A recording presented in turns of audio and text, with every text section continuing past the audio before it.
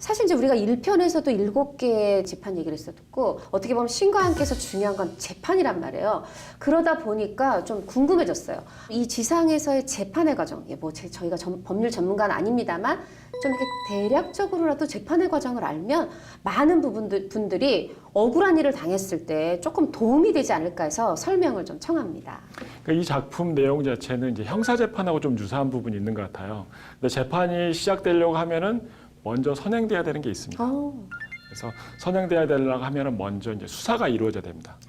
그러니까 수사 같은 경우는 피해자의 고소 또는 그 목격자의 고발 또는 수사기관의 인지를 통해서 수사가 이루어지는데 경찰 단계에서 수사를 하고 난 다음에 경찰의 의견이 있습니다. 이 사람이 죄가 돼서 처벌돼야 되는지 처벌되지 않아도 되는지에 따라서 그 의견이 기소 의견, 불기소 의견으로 해서 수사를 하고 난 다음에 검찰로 기록을 넘겨줍니다. 이걸 송치시킨다고 합니다.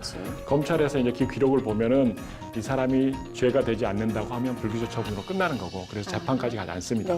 근데 이제 이 사람이 죄가 된다고 싶으면 기소를 합니다. 말 그대로 기소는 검사가 법원에 어떤 형사사건에 심판을 청구하는 것이 기소입니다. 이렇게 기소가 돼야지만이 재판 절차가 이제 시작이 되는 겁니다. 그래요. 그럼 이제 재판이 시작됐어요. 그 재판의 과정은 어떻게 될까요?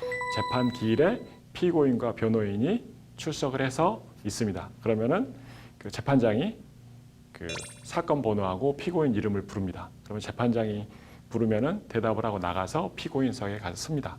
근데 보통 좌석이 어떻게 되어 있냐면 제가 이제 판사라고 한다 하면은 왼쪽은 피고인석, 오른쪽은 검사석이 됩니다. 그래서 지금 그 영화 내용으로 본다 하면은 이모니 씨, 조한철 씨가 일종의 검사 역할을 하는 거고 3차사가 일종의 변호인 역할을 하는 겁니다.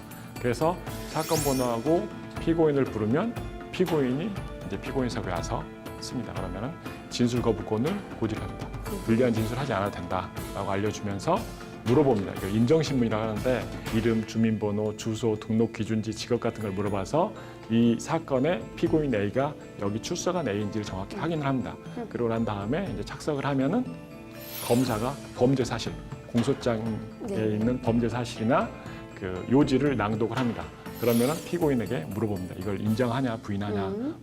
인정하면 사건이 좀 빨리 끝납니다. 근데 부인을 하면은 이제 어느 부분을 틀렸다, 어느 부분을 부인한다라고 이야기를 하고 나면 실제 그 다음에 이제 증거 조사를 시작을 하는데 실질적으로 기소를 할 때는 공소장 한 장만 냅니다. 검찰에. 그리고 그간에 수사했던 피의자 신문 조서라든지 증거 기록이든지 그런 것은 증거 조사를 실시한다고 하면 검찰에서 제출하는데 이 증거에 대해서 동의하냐 부동의하냐를 피고인 쪽에 물어보면 동의한다고 하면 이제 바로 끝나는 거고 부동의한다고 하면은 이제 뭐 증의 신문을 한다든지 검증 감정을 통해서 이제 기일이 길어지는 거죠. 그래서 지금 TV에 나오는 사건이 한두 번 만에 끝나지 않고 몇 달이 걸리는 이유는 사건에 대해서 부인하기 때문에 증의 신문 같은 걸 하기 때문에 이제 길어지는 겁니다.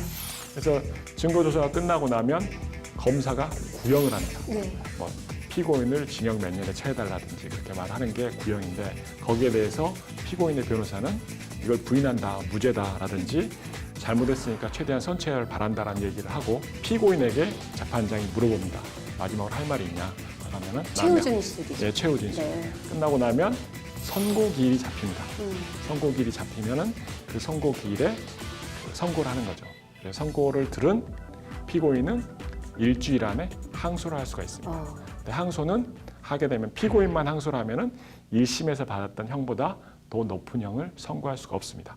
이게 이제 불이익 변경 금지 원칙이라고 하는데 피고인의 항소권을 보장해주기 위해서 불이익 변경 금지 원칙이 적용됩니다. 그렇지만은 검사도 같이 항소를 했다.